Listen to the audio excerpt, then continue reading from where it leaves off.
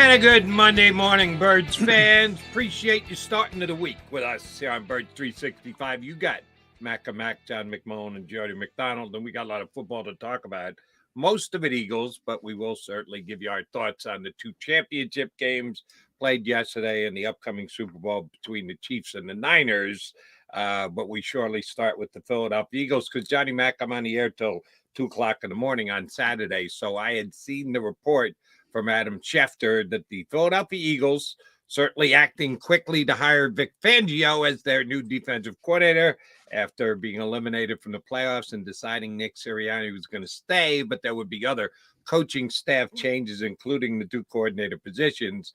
Got Vic Fangio in as their defense coordinator pretty darn quickly, and not that far behind. New offensive coordinator as well. A couple names were tossed out there last week. Some interviews done. And they got Kellen Moore done pretty darn quickly as well. As soon as the Chargers knew they were hiring Jim Harbaugh, they gave Kellen Moore the ability to go out and talk to other teams. Well, he talked quickly to the Browns and then came here to Philadelphia, and Howie Roseman et al. Offered him the offensive coordinator's job. Nick Sirianni talked last week in the media session about fresh ideas. Fresh ideas, yeah. Is Kellen Moore bringing the type of fresh ideas into Philadelphia for the new look Eagle offense next year? I think he's a really good coordinator. I'll say that. The fresh ideas part of it, I don't know. I think people, you throw a little motion in there, they think it's a fresh idea. And he is, I think about the pendulum theory in politics, which is, when you go one way too far, it swings back the other way. So I think the things that you heard about, blitz, motion, Kellen Moore's been very good at handling the blitz with Dak Prescott, Justin Herbert. In his history, he uses motion, top 10 motion team last year. I think it's a little bit of that, but to me, it's okay because I think he's good. I think he's pretty good at his job. And I still wonder how it works, and we're going to see that unfold. And I don't know if it's tenable because, if you think about 2021, and this is an interesting day, I believe this is the anniversary of Nick Sirianni's first press conference, January 29th, I believe. And we all know how well that went. But I go back to that for this reason, Jody. The Eagles interviewed Kellen Moore in 2021 to be the head coach of this team. Now, he's a very young guy now. He was even younger then, so it was probably a bit of a stretch. But they went with Nick Sirianni's offensive ideas over Kellen Moore's offensive ideas. So the assumption, and people grow and people regress, and certainly things don't stay the same. But I'm interested to see how it works. And then you bring up some of the championship games, and Dan Campbell's getting a lot of today for his decisions. A lot of people, well, you gotta fire Dan Campbell and you got to keep Ben Johnson. Here's the thing, Jody. If the Eagles play well next season, and reach the top of the league again, whether it's making the Super Bowl, winning the Super Bowl, near the Super Bowl, Kellen Moore's probably going to be a head coach, and you're in this rotation again and again and again. But then I look at it from that perspective, and that stat, which I brought up last week on the show, there's not a coordinator of this league that was in place before 2022. So maybe that's just part of it in the modern NFL. Absolutely.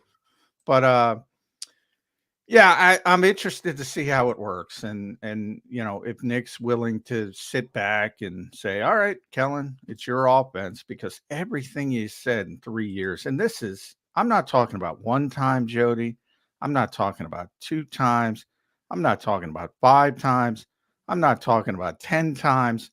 I'm talking many, many times Nick Sirianni has said, both in front of the cameras and behind the cameras, more importantly, as long as I'm here, this is my offense. Well, Jeffrey Lurie took that away from him. So I'm interested to see how that unfolds, to say the least. And despite what Nick said previously, the most important thing was what was said last week, and it was blatantly obvious. in these press conferences, and you and I read between the lines, everybody else reads between the lines, they state up to a point, but then they're not going to tell you exactly everything that's happening behind the scenes and said in closed door meetings with Jeff Lurie and Howie Roseman. So you have to do some interpreting. Yeah, this is not going to be Nick Sirianni's offense this year. It will be much more Kellen Moore's offense with a meshing. That was another key word from last week. The meshing of the new ideas with the things that have worked for the Eagles over the last 3 years in Sirianni's offense. It'll be more than it will be Sirianni. It'll be more, less Sirianni, but it will be a meshing. And I'm good with the hire. I liked Kellen Moore when he was in Dallas. I thought he gave the Eagles fits at times. I think he was a nice match with Dak Prescott. And to use a word that you use plenty of times here on the show, scapegoating. They scapegoated him, They ironically. Yeah. scapegoated the snot out of him in Dallas. There was no way, in my estimation, he should have been fired last year just because of another early playoff exit. Somebody's got to be blamed. They weren't ready, much like the Eagles this year. They weren't ready to fire their head coach, and the quarterback was signed to a massive deal. So who's got to pay the price? Off with the head of the offensive coordinator. And he landed just fine in L.A. with the Chargers. I think he's a smart young football guy. He's not that far removed from being on the field, so I think he relates to the young players in the National Football League. It would have been my second choice. I told you here last week on Birds 365, my number one choice would have been Joe Brady from Buffalo. And he also, like Kellen Moore, got the official gig yesterday in Buffalo. I guess that with an interim, you still must go through the Rooney Rule hirings, right? Meetings. You have to still adhere to the Rooney Rule. You just can't give a job to an interim guy. Yeah. Unless you can do it in season. And that's a good question. I'll double back. You can definitely do it in season when you can just elevate an interim guy, take off that tag if you want, without going through the hoops. I believe once the season ends, if you haven't done it, then you have to go through it. But I'm not sure about that. That's a good do so. Please double check that for me, because I was surprised. I thought that then if the rules are the way you just stated them, then they missed an opportunity. I would have elevated him in season to have to not go through the jumping of hoops for the Rooney Rule. But they did. They finished the season. They got beat. They didn't want to deal with that while they were trying to make a Super Bowl run, so they had to do what they had to do. They got it done pretty quickly, and it looks like Brady was not as available as maybe it looked, because he didn't just immediately get the job. He would have been my number one choice. Kellen Moore probably would have been number two out of the guys that were available. I sure as hell wanted no part of Cliff Kingsbury. I don't know about Gerard Johnson, short-term too young, too inexperienced, especially coming off. I think the one thing I look, and Vic obviously has been a coordinator, head coach, assistant to the head coach for about 3 decades. So, and Kellen, even though he's very young, this will be his 6th year as an offensive coordinator. Obviously, they didn't want to go into another year with, and Sean Desai had 1 year, but Brian Johnson had no years at this level. And both of them had growing pains, as they should have, as the Eagles should have known. You have to grow on that particular job. I think they wanted experience with the position.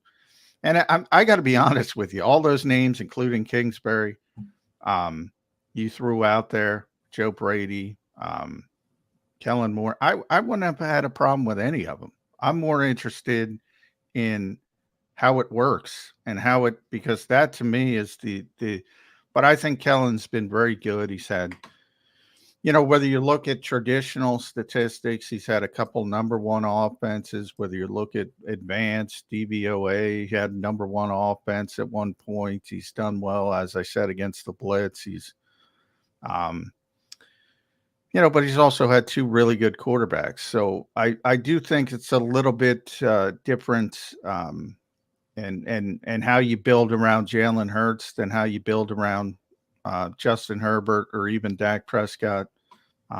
So, we got to see it unfold. But I think the more interesting part of it is how Nick reacts and how Nick handles all this, to be honest. And Sirianni is still a head coach, even though he may be a neutered head coach. He is still a head coach, and how he handles it going forward. If you expect him to do the job and be the leader of this team, the actual hands-on dictating of terms going to be lessened. So he's going to become a motivator and a rallying guy, a CEO with the heavy on the operating end of it. He's got to have some good grip on where the team is going. He's got to be able to work with these two coordinators.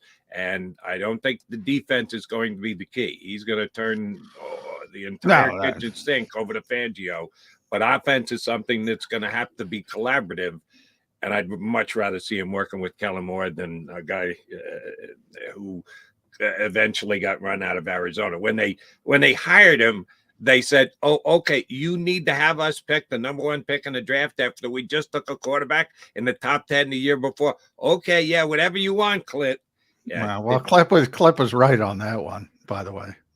Yeah, I don't think Josh Rosen. Do you think he was right because he knew Josh Rosen was a stiff, or because he had his desires to I have no idea. No, he definitely wanted to coach Kyler, but right. I have no idea if he knew Josh Rosen was going to be a stiff. But if he did or he didn't, he was a stiff. So I mean. Right. I'm not going to give Kingsbury all that much credit for that. A lot of people, Jody McDonald included, said, "What the hell is this guy doing being picked in the top 10 picks in the draft?" So they corrected a mistake. But again, they in his 1 year that he probably puts at the top of his resume list, they got out 9-0, kind of like the Eagles being 10-1. And guess what? Their season fell apart. We didn't need to go back down that road again here in Philadelphia. So I like the more hiring. Pretty darn high on my level of possible moves that they're going to make. And yeah, guess what, Howie? Now the attention turns to you, which, oh, by the way, it should be anyway, because you know that Howie Roseman's going to have his fingerprints all over these other coaching hirings as well. He was a Fangio guy. He's now cast himself as a Kellen Moore guy.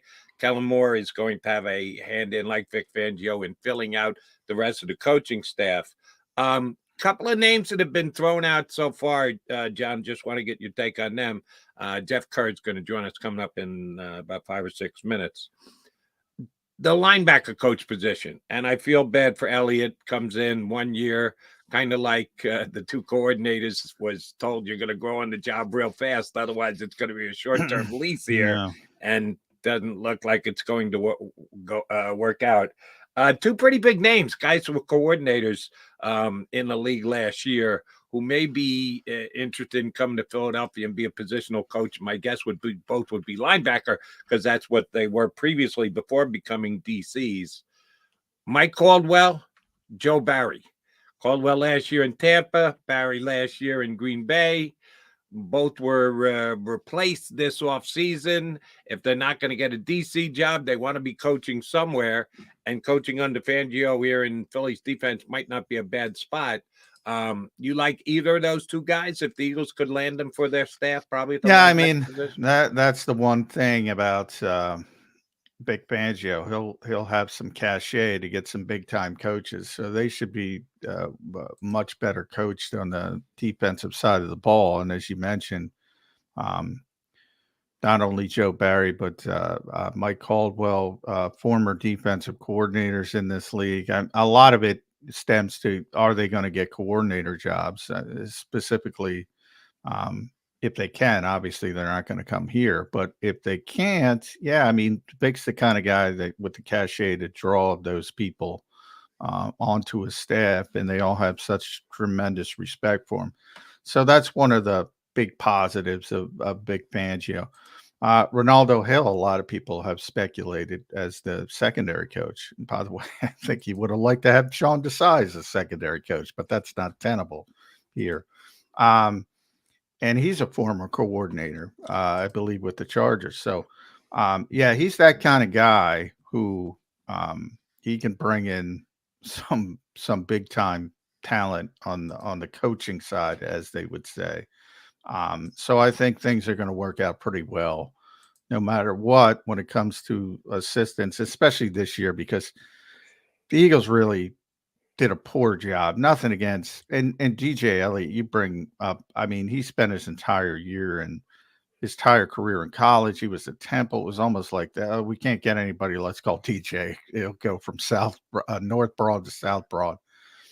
And he had a tough job. Don't get me wrong. I mean, he had to get Zach Cunningham up to speed when he came in August, and Miles Jack, and then Shaq Leonard late in the season. So I don't know if anybody could have done that job, but um, whomever comes in is probably going to be an upgrade.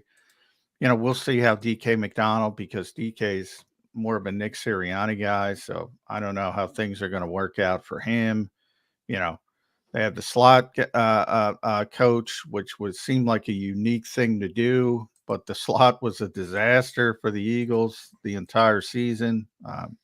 Injuries are a big part of that. I think the staff is going to be much better equipped, and Vic's going to be a big part of that, as I said, because of his reputation. And then offensively, I think the top job is going to be quarterback coach, and you got to believe it's going to be Doug Nussmeier, because he was with Kellen Moore in Dallas and he was with him with the Chargers, and Harbaugh doesn't want him back. So I got to believe he's going to be the quarterback coach, and that's going to be the most important day-to-day role, because you got to get Jalen Hurts back on the right track. So it should be a better staff on paper. And by the way, if you need any more proof as to how neutered the head coach has become when it comes to his coaching staff, it's still Nick. He's still the head coach, so it's his coaching staff. But we know the dynamics of how it works and how it plays itself out.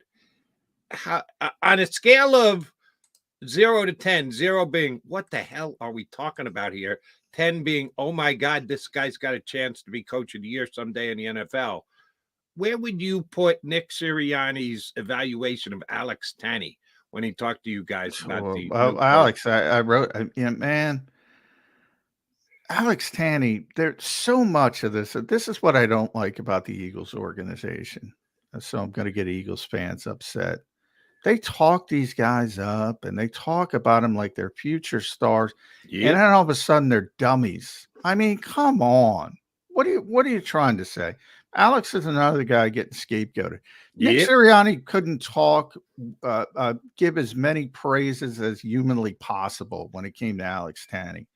And I still think he's an ascending coach in this league. If you think about where he comes from, you think about Kellen Moore. You said he's right off the field. Yeah, same thing. That's what Nick Sirianni said about Alex Tanny back at I think it was the Combine last year. He's like, he's got that gravitas because he played the game. The players know him. The players understand. He can relate to the modern generation because he's part of it. Yeah, he's getting scapegoated, and nobody cares. But and that's part of it. That's part of this industry, unfortunately. But I don't think overnight he turned into a dummy. And that's how they portray these things, which I think is, and bless you, but I think this is something I don't like about this organization, because they have done it pretty consistently when things have gone bad. And Alex is another one in that category. And that's why I lean on you. Our streamers lean on you, because you relay the things that are said, some on the record, some off the record at Eagle camps and like. And I just remember you're coming in on Birds 365 and saying, man, Sirianni likes Alex Tanny. They had to elevate Brian Johnson from quarterback position. So they needed a new quarterback coach. They got a good one in Alex Tanny. If Sirianni is right about this guy, he's going to step right in, work wonders with Jalen Hurts. Yeah, and 9 months later, he's out the door because there were just massive changes. And when you're just a positional coach, these things are going to happen. You can be really good at your job, but if they change someone above you and they like someone better for your job, guess what? You're happened to Nick Sirianni with Andy Reid. Exactly. And Andy, said wonderful things about Nick, but he already had a guy. So, I mean, and he had to go off to the Chargers from the Chiefs. So It's kind of how it works when you're on the lower rungs. And Alex was on, he came right off the field with the Giants, was a quality control coach. Then he was assistant quarterbacks coach. Then he was quarterbacks coach. If things, I wrote about this, if things went the way the Eagles would have expected, Brian Johnson would be a head coach and Alex Tanny would be the offensive coordinator. That's what Nick wanted. Nick wanted to create this ecosystem where the next guy was on his staff ready to go. And he took immense pride in that. That's another reason why I'm concerned how this all works out, because I guarantee he's not happy with it. All right. Jeff Kerr's going to join us coming up in just a couple of minutes, but I want to give credit to the people, the 400 and change that have already streamed in today, and those who take advantage of putting their thoughts on our stream, typing in their thoughts. John, I've not seen one yet today say this, and I figured we were going to get it because I get it on my phone lines on WIP. Well, why are they hiring Kellen Moore? He's going to come in here and do a good job and only move on to be a head coach anyway. So what's the other option? Hire a mid guy so he sticks around for 3 years? Yeah. Hire somebody who stinks that I can tell you after 1 year? Oh, we can't hire this guy because he's going to be too good and we're just going to lose him. That's the biggest defeatist attitude on the face of the earth. Thank you, streamers, to the Birds. Well, I can tell you. Nobody put that up there yet. I can tell you because I get this a lot. And this is from a lot of the people that say that. And as I said, there's not an offensive coordinator in place in this league before 2022. So it's part of it in the modern game. But and he will get a head coaching job if the Eagles are successful. And as you said, but this is what they say, not what I say. This is what they say, Jody. And Jeff Kerr, we got to get the break, I know. That's why the head coach has to call plays. That's why the head coach has to call plays. And that's why I brought up Detroit, because people are saying that Detroit, well, you got to keep Ben Johnson. You got to keep Ben Johnson at all costs. That's why the head coach has to call plays. It's so short-sighted, but I digress. Yeah, idiotic as far as I'm concerned. But the defeatist that we can't hire him because he's going to be too good. That just speaks and then to when the head coach, stupidity and in then itself. And then when the head coach makes game management mistakes and is calling the plays like Kyle Shanahan, occasionally gets bogged down. Kyle's great, but he gets bogged down with some game management stuff at times. People lose their minds. It's whatever. Ridiculous. And oh, by the way, Ben Johnson, who I still believe is going to be the Commanders' next head coach. I think he's going to get that gig. The head coach made the call to go for it on 4th down twice in the second half, but Ben, the genius Johnson, couldn't come up with a play that was good enough to convert. Well, Josh Reynolds should catch the stinking football. I think people forget the first one. First one was catch. The second one was a bad throw. The second one, they got caught. Second one, they got caught by Steve Wilkes. They were expected man. They got zone. They got caught. It happens. The first one, I talked about. We got to get to Jeff. We'll talk about it. But let's get the break and get to Jeff. But yeah, I mean, it's part of it. If an offensive coordinator does well, yeah, you move on to the next. The OC can save the coach from a bad decision every once in a while. Wasn't the case yesterday in Detroit. All right, he's McMullen. I'm McDonald. We got Jeff Kerr, who was live in Baltimore yesterday for the Kansas City Chiefs. That's another rub salt in the wounds one. Oh, it's so hard to get back to the Super Bowl. The Eagles are going to be up against it this year. It's just so difficult to go 2 years in a row. Or you can go to 4 out of 5 like the Kansas City Chiefs do. Somehow they're able to overcome that, but it was too large a task for the Eagles to be able to do this year. Wrong. He's McMullen. I'm McDonald. Jeff Kerr, CBS Sports, joins us next on Birds 365. Go to